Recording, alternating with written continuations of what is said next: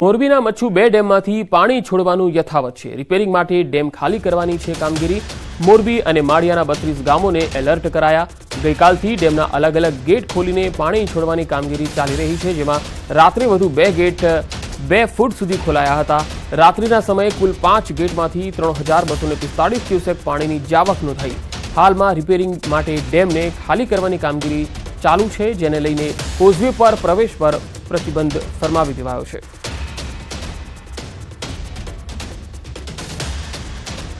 મચ્છુ 2 ડેમમાંથી પાણી છોડવાનું હજુ પણ જારી છે। રિપેરિંગ માટે ડેમ ખાલી કરવામાં આવ્યો છે, ત્યારે મોરબી માળિયાના 32 જેટલા ગામોને એલર્ટ આપવામાં આવેલું છે।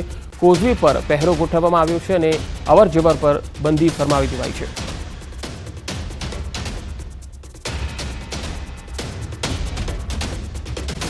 સમાચાર આવી રહ્યા છે। વરસાદને લઈને 7 દિવસ રાજ્યમાં વરસાદની આગાહી કરાઈ છે। 19 તારીખ સુધી રાજ્યમાં કમોસમી વરસાદની આગાહી છે। ગાજવીજ અને પવન સાથે હળવો વરસાદ થઈ શકે। થંડરસ્ટોર્મ એક્ટિવિટી સાથે વરસાદ પડશે। આજે ઉત્તર, મધ્ય અને દક્ષિણ ગુજરાતમાં આગાહી છે। આજે સાબરકાંઠા, બનાસકાંઠા અને પાટણમાં પણ વરસાદની આગાહી છે। મહેસાણા, ગાંધીનગર, અમદાવાદમાં પણ આગાહી કરાઈ છે, જ્યારે આણંદ અને અરવલ્લીમાં પણ આજે વરસાદ થઈ શકે। તો આજે મહીસાગર અને પંચમહાલ, દાહોદમાં પણ વરસાદની સંભાવના રહેશે। છોટાઉદેપુર, વડોદરામાં પણ પડી શકે છે વરસાદ। દક્ષિણ ગુજરાતના તમામ જિલ્લાઓમાં આજે માવઠાના એંધાણ છે। તો પવન સાથે હળવા વરસાદની આજે સંભાવના છે। આજે દક્ષિણ ગુજરાત, ઉત્તર ગુજરાતના કેટલાક જિલ્લાઓ અને સૌરાષ્ટ્રના 3 થી 4 જિલ્લાઓમાં વરસાદની સંભાવના રહેશે, જ્યારે મધ્ય ગુજરાતમાં પણ આણંદ અને ખેડાની આસપાસના વિસ્તારોમાં પણ વરસાદની સંભાવના રહેશે। 7 દિવસ હવે વરસાદ ક્યાંક હળવો તો ક્યાંક મધ્યમ વરસાદ પડી શકે છે। તો અમુક જિલ્લામાં 2 ઇંચ જેટલો વરસાદ પણ થઈ શકે। तो अगले 5 दिनों के लिए जो है हमने जो है गुजरात के दोनों ही हिस्सों में जो है लाइट रेन का फोरकास्ट दिया है, जिसमें अगर हम बात करते हैं मुख्य तौर पे जो है गुजरात रीजन के लिए, सो डे 1 के लिए जो है साउथ गुजरात के जो है सभी डिस्ट्रिक्ट्स में जो है लाइट रेन की प्रोबेबिलिटी देखने को मिल रही है अगले 24 घंटों के लिए। साथ ही साथ अगर नॉर्थ गुजरात की बात करें तो उसमें मुख्य तौर पर जो है बनासकांठा, साबरकांठा, अरावली, खेड़ा तथा पंचमहल, दाहोद, महीसागर शामिल है, जिसमें लाइट रेन देखा जा सकता है। सौराष्ट्र कच्छ की अगर हम बात करें तो उसमें अमरेली, भावनगर, दीव तथा गिर सोमनाथ जो है डिस्ट्रिक्ट शामिल है, जहाँ पे लाइट रेन जो की प्रोबेबिलिटी जो है देखने को मिल रही है अगले 24 घंटों में। साथ ही अगर हम बात करें डे 2 के लिए भी जो है डे 2, डे 3 के लिए, डे 1 to 3 अगर हम बात करें तो साउथ गुजरात में सभी डिस्ट्रिक्ट्स में जो है लाइट रेन जो है की प्रोबेबिलिटी है। सहकारी આગેવાન અને ઇફકોના ચેરમેન દિલીપ સંઘાણીના જન્મદિવસ નિમિત્તે અમરેલી ખાતે ભવ્ય કાર્યક્રમ રવિવારે સાંજે યોજાયો હતો, જેમાં પુરુષોત્તમ રૂપાલા, જયેશ રાદડિયા, નીતિન પટેલ, આરસી ફળદુ, સાંસદ કાછડિયા સહિતના નેતાઓ હાજર રહ્યા। ઇફકોના ડાયરેક્ટર તરીકે જયેશ રાદડિયાની અપક્ષ જીત અને સંઘાણીના જન્મદિવસ સાથે ચેરમેન પદે ફરી નિમણૂક બાદ આ કાર્યક્રમ થયો। આ કાર્યક્રમ એક રીતે દિલીપ સંઘાણીનું શક્તિ પ્રદર્શન જ માનવામાં આવે છે। આ પ્રસંગે સંબોધન કરતા આરસી ફળદુએ જયેશ રાદડિયાના વખાણ કરતા કહ્યું કે સૌરાષ્ટ્રના સાવજ અને જેતપુરના ધારાસભ્યએ કાલે વટ પાડી દીધો।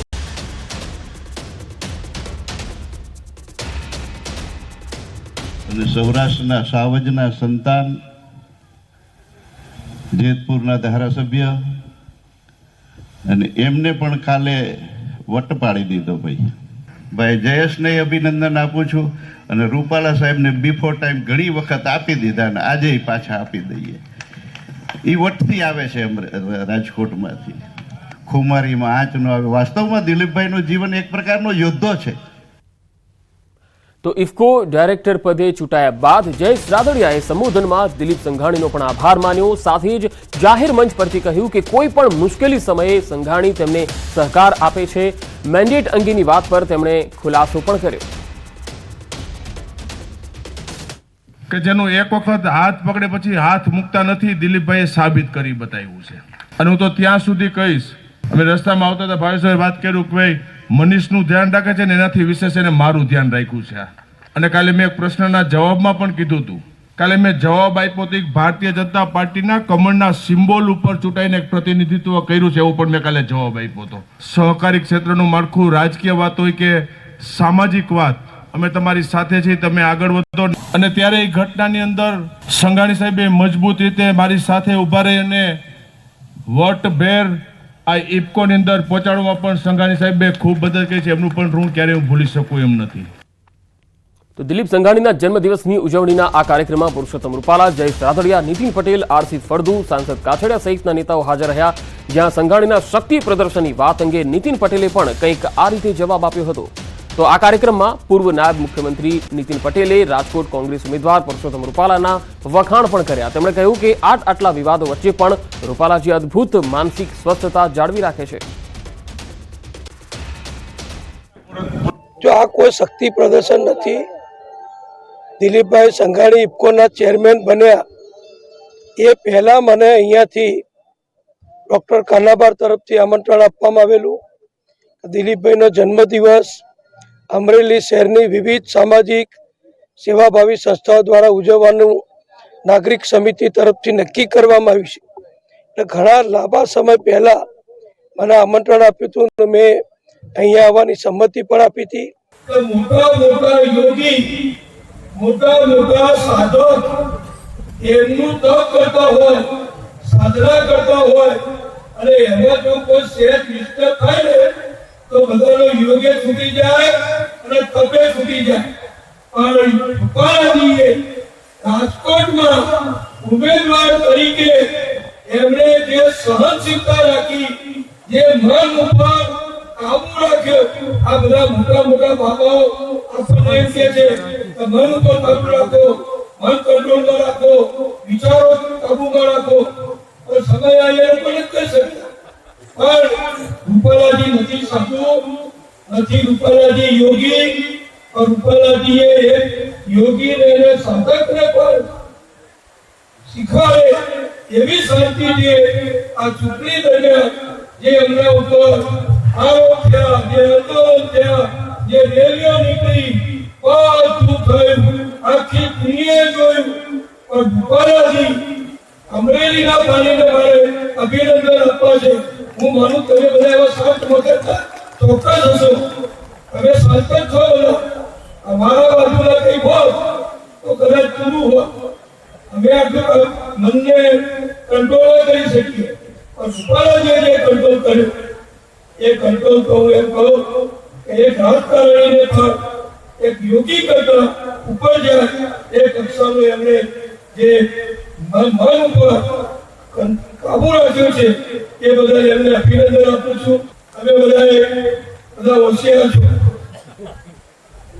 એના લડાઈ થતી નહીં રજવાડાઓની તો પોતાના મેદાનમાં કોઈ નતું, બીજાના મેદાનમાં જે લડાઈ કરતા હતા.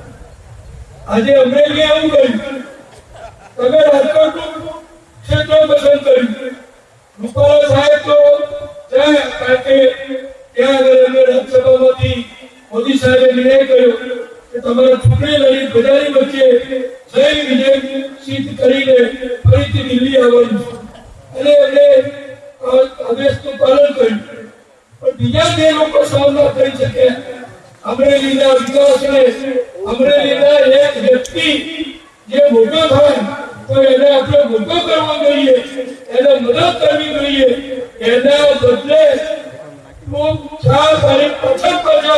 તમારી પાછળ હું આવું તને જ કરવું નહીં એ કહેવા વાળા અહીં કઈ લેવા દેવા નથી. રાજકોટમાંથી કોઈ આમંત્રણ નતું. રાજકોટના લોકો સામા પક્ષના એ વ્યક્તિના જેવાથી વિસરી ગયા. પણ ગયા એ ગયા. હવે રૂપાલાજી ત્યાં રહેશે અને ભાઈ વખતે વખતે તમારી બધાની વચ્ચે રાજકોટની જનતા એમને પ્રેમથી પાછા મોકલશે. એની તૈયારી પણ અમે રાખજો. કાશીમાં હર હર મહાદેવની સાથે સાથે કાશીની ગલીઓમાં 2 લોકસભાની ચૂંટણીથી મોદીના નારા સંભળાઈ રહ્યા છે. આ વખતે પણ ભવ્ય જીત માટે કાશી કંડારાઈ ગયું છે. ભાજપે જીતનો માચડો ઘડી લીધો છે.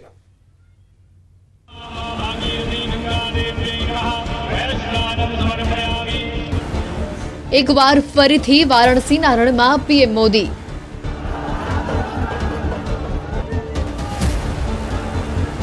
પીએમ મોદીના નામાંકનને લઈને ભવ્ય તૈયારી.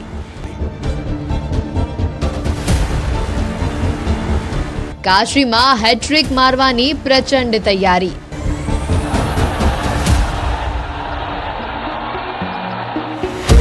એ ભવ્ય નજારો મહાદેવની નગરીમાં ફરીથી નજર આવશે. પીએમ મોદીનો રોડ શો યોજાશે.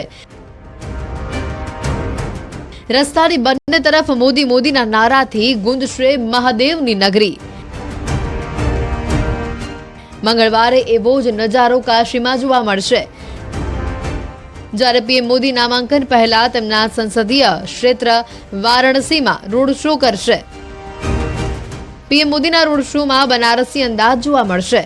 ભવ્ય ભારતની ઝલક જોવા મળશે. એટલે કે દર વખતની જેમ કાશીમાં પીએમ મોદીના નામાંકનને લઈને જોરદાર તૈયારીઓ કરાઈ રહી છે. હવે એક નજર કરીએ પીએમ મોદી નામાંકન પહેલા શું કરશે તેના પર. નામાંકન પહેલા પીએમ મોદીનો કાર્યક્રમ સાંજે 5 વાગે રોડ શો. 14 મે 2024 10:15 કાલ ભૈરવ મંદિરમાં પૂજા. 10:45 એનડીએ નેતાઓ સાથે બેઠક. 11:40 નામાંકન. 12:15 પાર્ટીના નેતાઓ સાથે બેઠક. આ વર્ષે પણ વારાણસીમાં ભવ્ય જીતની તૈયારીઓ કરાઈ રહી છે. પહેલી 2 ચૂંટણીના આધારે કહી શકાય છે કે પીએમ મોદીને ટક્કર આપવા વાળું કોઈ નથી. પીએમ મોદી જ્યારે વારાણસીથી ચૂંટણી લડ્યા છે ત્યારે ભવ્ય જીત મેળવી છે. વારાણસીમાં પીએમ મોદીની ભવ્ય જીત. વારાણસીમાં 2014માં પીએમ મોદીને 56.37% મતથી જીત મળી, જે જીતનું અંતર હતું 3,71,784. તો બીજી તરફ 2019ની લોકસભાની ચૂંટણીમાં પણ પીએમ મોદીને 63.6% મતોથી જીત મેળવી હતી, જે જીતનું અંતર હતું 4,79,505. પીએમ મોદી જ્યારે કાશી આવ્યા ત્યારે તેમને માન સન્માન ભવ્ય જ મળ્યું છે અને એનું જ પરિણામ રહ્યું જે જ્યારે પણ બનારસ આવે છે ત્યારે તેઓની વાતોમાં માં ગંગા અને કાશીવાસીઓ પ્રત્યે સન્માન અને પ્રેમ જોવા મળે છે. पहले मैं सोच रहा था कि भारतीय जनता पार्टी ने मुझे यहां भेजा है, फिर लगता है शायद मैं काशी जा रहा हूं, लेकिन आज यहां आने के बाद लगता है कि न मुझे किसी ने भेजा है न मैं यहां आया हूं, मुझे तो मां गंगा ने बुलाया है. काशी ने इतना प्यार दिया कि बनारस के फक्कड़पन में ये फकीर भी रम गया. ગુજરાત છોડી નરેન્દ્ર મોદી જ્યારે ઉત્તર પ્રદેશની સીટ ઉપર લડવા આવ્યા ત્યારથી જ તેઓને કાશીવાસીઓએ અપનાવી લીધા. વારાણસીમાં પ્રથમ વખત પીએમ મોદી સામે મુકાબલો કરવા આમ આદમી પાર્ટી તરફથી કેજરીવાલે ચૂંટણી લડી હતી અને તેઓને હાર મળી હતી. તો બીજી વખત પણ પીએમ મોદી સામે કોંગ્રેસના અજય રાય રહ્યા અને તેમાં પણ પીએમ મોદીની જીત થઈ હતી અને કોંગ્રેસની હાર થઈ હતી. ત્યારે હાલ તો પીએમ મોદીના નામાંકનને લઈને ભવ્ય તૈયારીઓ થઈ ગઈ છે અને આ વખતે પણ ભાજપ અને સમર્થકો ભવ્ય જીતની આશા રાખી રહ્યા છે.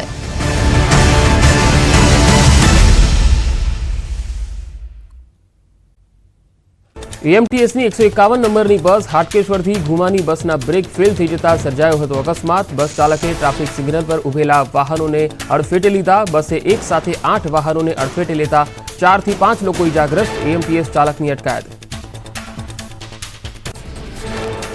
નવસારીના દાંડી દરિયામાં 4 લોકો તણાયા. ધોલાઈ મરીન કમાન્ડો અને ફાયર વિભાગની ટીમ કરી રહી છે તણાયેલા લોકોની શોધખોળ. મહેસાણામાં કેનાલમાં પડી જતા યુવકનું મોત. સેલ્ફી લેવાના ચક્કરમાં કેનાલમાં યુવક ડૂબ્યો હતો. યુવકને બચાવવા જતા કેનાલમાં કૂદેલા મિત્રનું મોત. મહેસાણામાં ઇલેક્ટ્રોનિક્સની દુકાનમાં લાગી આગ. કડી હાઈવે 4 રસ્તા પર આવેલી દુકાનમાં વિકરાળ આગ લાગતા સર્જાયો અફરાતફરીનો માહોલ. ભારે જહેમત બાદ ફાયર વિભાગે આગ પર મેળવ્યો કાબુ. આજે ચોથા તબક્કાનું મતદાન. 10 રાજ્યોની 96 બેઠકો પર સવારથી વોટિંગ. અખિલેશ, યુસુફ પઠાણ, ઓવૈસી જેવા દિગ્ગજો મેદાને. 7 દિવસ વરસાદની આગાહી કરાઈ. હવામાન વિભાગે કરી આગાહી. દક્ષિણ ગુજરાતના તમામ જિલ્લામાં થશે વરસાદ. સૌરાષ્ટ્રના કેટલાક વિસ્તારોમાં વરસાદ થશે. આજે સાઉથ ગુજરાતના તમામ જિલ્લામાં પડી શકે વરસાદ. 5 દિવસ ગાજવીજ અને તોફાન સાથે પડી શકે વરસાદ. હવામાન નિષ્ણાત પરેશ ગોસ્વામીની મોટી આગાહી. રાજ્યના અનેક ભાગમાં 12 મેથી 16 મે સુધી પડી શકે વરસાદ. મહારાષ્ટ્રમાં સર્જાયેલા સીએ ઝોનની વાતાવરણ પર દેખાશે અસર. ગુજરાતના તમામ વિસ્તારને આવરી લેશે વરસાદ. સૌરાષ્ટ્ર, કચ્છ, દક્ષિણ મધ્ય ગુજરાતમાં વરસાદની આગાહી કરાઈ. આજે દક્ષિણ ગુજરાતના ભાગોમાં પડી શકે વરસાદ. 1 થી 1.5 ઇંચ જેટલો પડી શકે વરસાદ. થંડરસ્ટ્રોમ એક્ટિવિટીના કારણે પડશે વરસાદ. મચ્છુ 2 ડેમને લઈ રિપેરિંગને લઈ ડેમ ખાલી કરવાની કરાઈ રહી છે કામગીરી. ગઈકાલે 2 દરવાજા ખોલાયા બાદ રાત્રે વધુ 3 દરવાજા ખોલાયા. ડેમના 5 દરવાજામાંથી 3245 ક્યુસેક પાણીની જાવક. ડેમના દરવાજા ખોલાતા 34 ગામોમાં એલર્ટ. રાજકોટના વોર્ડ નંબર 9 અને મંડાણવાડી શેરીમાં દૂષિત પાણી આવતું હોવાની ફરિયાદ. વારંવાર રજૂઆત છતાં નિરાકરણ નહીં આવતા સ્થાનિકોમાં રોષ. વર્ષોથી દૂષિત પાણી આવતું હોવાનો સ્થાનિકોએ કર્યો આરોપ. અમદાવાદમાં મણિનગર કાંકરિયાના અરેનામાં ફૂટબોલ ટુર્નામેન્ટનું આયોજન. ગુજરાત રાજ્ય ફૂટબોલ એસોસિએશને કર્યું આયોજન. ગુજરાત સુપર લીગની ફાઇનલમાં કર્ણાવતી નાઇટ્સ અને વડોદરા વોરિયર્સની ટીમ વચ્ચે રમાઈ football match. Karnavati nights 11 point સાથે પોઈન્ટ ટેબલમાં ટોચ પર. ખેડાના દલોલી પ્રાથમિક શાળામાંથી થયેલી કોમ્પ્યુટરની ચોરીનો ભેદ ઉકેલાયો. પોલીસે 3 લોકોની કરી ધરપકડ. 12 દિવસ પહેલા થઈ હતી 6 કોમ્પ્યુટરની ચોરી. આરોપીઓ પાસેથી 6 કોમ્પ્યુટર રિકવર કરાયા. અરવલ્લીમાં વિશ્વ ઉમિયા ફાઉન્ડેશને કર્યું મહાસંમેલન અને દાતા સન્માન તેમજ પદભાર સન્માન સમારોહનું આયોજન. કાર્યક્રમમાં ફાઉન્ડેશનના પ્રમુખ આરપી પટેલે આપી હાજરી. અમદાવાદ નજીક થઈ રહેલા ઉમિયાધામના નિર્માણ અંતર્ગત કરાયું આયોજન. પ્રધાનમંત્રી મોદી આજથી 2 દિવસ વારાણસીના પ્રવાસે. 14 મેના રોજ વારાણસી લોકસભા બેઠક પરથી શક્તિ પ્રદર્શન સાથે ભરશે નામાંકન પત્ર. આ દરમિયાન ભાજપના અનેક નેતાઓ રહેશે ઉપસ્થિત. આજથી પ્રધાનમંત્રી મોદી લોકસભા ચૂંટણીના અંતિમ તબક્કાનો પ્રચાર શરૂ કરશે. વારાણસીની પ્રજાને રીઝવવા પીએમ મોદી આજે સાંજે રોડ શો યોજશે. મુખ્યમંત્રી યોગી આદિત્યનાથ સહિતના નેતાઓ રહેશે હાજર. વારાણસીમાં પીએમ મોદીના આગમન અને રોડ શોને લઈ તૈયારીઓ પૂરજોશમાં. આજે બીએચયુથી શ્રી ગુરુ રવિદાસ રોડ સુધી યોજાશે પીએમ મોદીનો રોડ શો. પીએમના આગમનને લઈ ભાજપ કાર્યકર્તાઓ, સ્થાનિકો અને કાશી વિશ્વનાથના દર્શને આવતા શ્રદ્ધાળુઓમાં પણ ઉત્સાહ. ઉત્તરાખંડના રૂડકીમાં મુસ્લિમ સમુદાય દ્વારા લોકસભા ચૂંટણીમાં પીએમ મોદીની જીત માટે ઇબાદત કરી. વકફ બોર્ડ અને મુસ્લિમ સમુદાયના લોકોએ સાબિર સાહેબની દરગાહ પર ચાદર ચડાવી પ્રાર્થના કરી.